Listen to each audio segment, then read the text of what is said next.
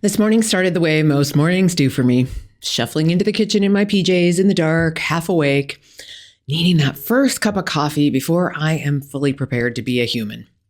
So I slid a pod into my Keurig machine, hit the brew button, and went to let the dog out. When I came back a few minutes later, I was not met with a piping hot cup of coffee, but rather a gaping hole where my coffee cup should have been. In my morning fogginess and grogginess, I forgot to put the cup under the spout. Now, here's the thing. I didn't flood the kitchen. I didn't ruin the machine. I lost a little coffee, barely even made a mess on the counter, and was able to move on. The Keurig had quietly caught most of the spill for me. And standing there with my paper towel in hand, I found myself wondering, why do some mistakes at work turn into disasters while others barely leave a trace? Why do some workplace systems seem to expect us to be human and others are actually shocked when we are? And what if the real lesson in leadership isn't about stopping errors altogether, but about designing for what happens when the coffee spills? In this episode, I'll show you why errors aren't a leadership or an organizational failure, and how designing for error recovery leads to better systems, better decisions, and better outcomes at work. Now, let me get technical for just a moment and talk to you about errors. There are two different kinds of errors, slips and mistakes. And let me illustrate those two types of errors with my Keurig. So a slip is when you forget to do something. So when I forget to put a cup under the spigot before hitting the brew button and the coffee brews into the reservoir and spills over that reservoir onto the counter, that was a slip. It was an error in execution on my part. What I did was not what I intended to do. So I made a slip. Now, I can accommodate that error in execution by setting it all up the night before, complete with the coffee mug under the spigot. I can do that when I'm not half asleep, so I don't make that same slip early in the morning when I'm half asleep. Now, the other type of error is a mistake.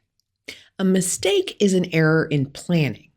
And often, and it's not like I didn't plan to put the coffee mug under the spigot. I did plan to do that. I just forgot. I slipped. So a mistake is categorically different. A mistake is often because we don't know something. We have a gap in our knowledge base and we're not able to plan accordingly.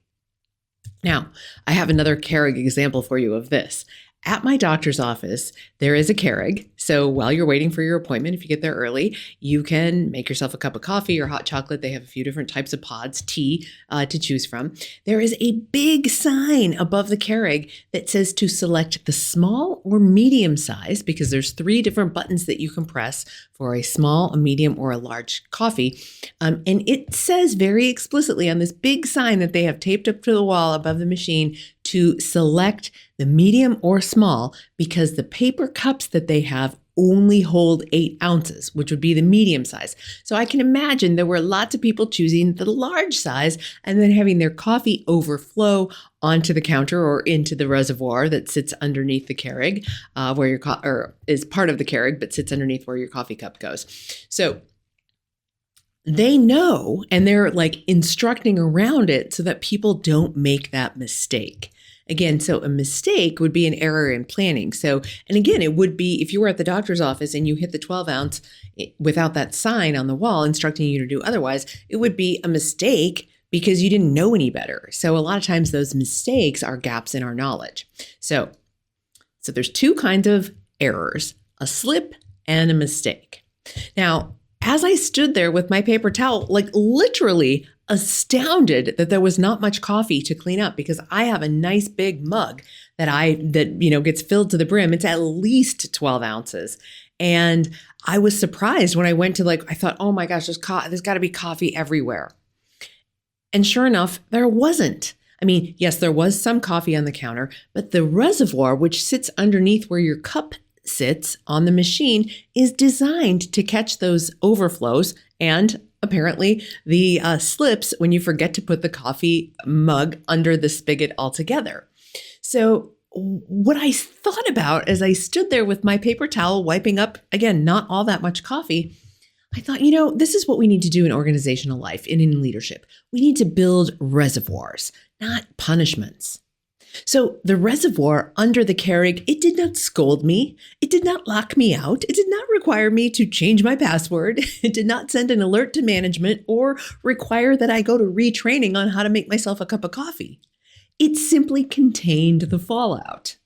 So the extra, say, 4 to 6 ounces or whatever it was that my cup would hold that was more than the Keurig reservoir would hold, that's what I had to clean up.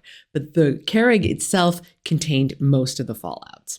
So now as we make some parallels to organizational life, reservoirs would look like buffers in timelines, maybe some redundancy in handoffs within a project team, a draft review before something goes in for its final submission, guardrails instead of approvals, and a clear rollback plan when things go sideways, because sometimes they do. Now, leaders often jump straight to accountability when something spills, but I want you to employ your user experience or UX thinking, and instead of, jumping to accountability, blame, and repercussions, I want you to instead ask, where could we have built a reservoir? How could we have built this to accommodate errors? Because we know errors, whether they be mistakes or slips, we know they're going to happen. Now, this doesn't mean we're letting people off the hook or removing accountability altogether.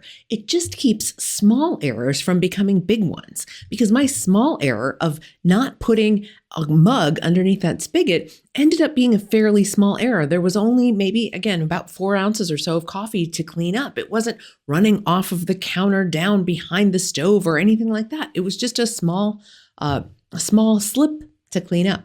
So again, when we design for error recovery, it doesn't remove accountability. It doesn't say accountability is not necessary. It just makes those small errors less likely to become big ones. So again, the same recovery in this case with the Keurig, that reservoir underneath where the cup sits, works for both slips and mistakes. And this is an important distinction here, because not all designs, when you're designing for error prevention and recovery, not all of them are going to work for both slips and mistakes. But in Keurig's case, it did, which makes it an even more elegant design. The Keurig reservoir doesn't care why the error happened. Forgot the cup, caught it. Wrong size cup, caught it. That's elegant design. Now, let's translate this to a leadership lesson. You don't always need different rules or different reservoirs for different types of human error or human failure. You often need a better system level recovery.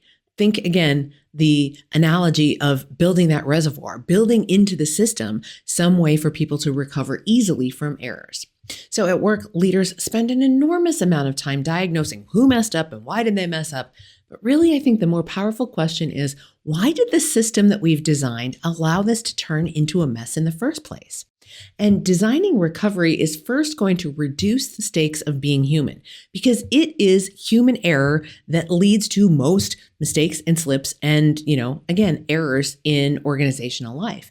And the best leaders that I work with are not asking, how do I get people to stop making mistakes? Instead, they're asking, where can we build a reservoir? How can we design a system that accounts for humans being part of it? Your system is not going to be able to make that recovery easy for users, easy for employees, easy for team members if it's not designed that way. So your system, if it can't tolerate a spill, it's not designed for humans. It's designed for some fantasy life. So as you navigate your organization and your work this week, I want you to think about my example of the Keurig, and I want you to really ask yourself, where in our organization are we asking people to remember the cup? Where in our organization are we asking people to know technical things like how many ounces does this paper cup hold?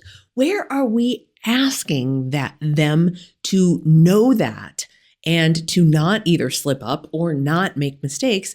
And instead, where can we consciously, intentionally take a step back and redesign a process, redesign a system, redesign something so that the human element is accounted for, and not accounted for in a punitive sense, but accounted for in like a, hey, you slipped up, you made a mistake, I got you. Just like the reservoir on my Keurig coffee machine. All right, my friends, it's kind of a shorty episode this week, but again, I just couldn't leave that coffee spill on the counter. I had to tell you about it because it just reminded me so much of the ways in which we can design organizational life to account for the human errors that we can absolutely expect and that we should come to expect. And again, when we catch them small and literally catch them like the reservoir in the Keurig coffee maker does, it prevents them from causing catastrophic damage across other parts of the organization, whether those be organizational relationships, customer relationships, or other systems that you interact with. All right, my friends, think about my coffee this week as you navigate organizational life and think about how can you redesign something to make it just a little bit more able to withstand human error, whether they be slips or mistakes. All right, my friends, that is your UX thinking lesson for the week. Be well, carry on, and make it a good week.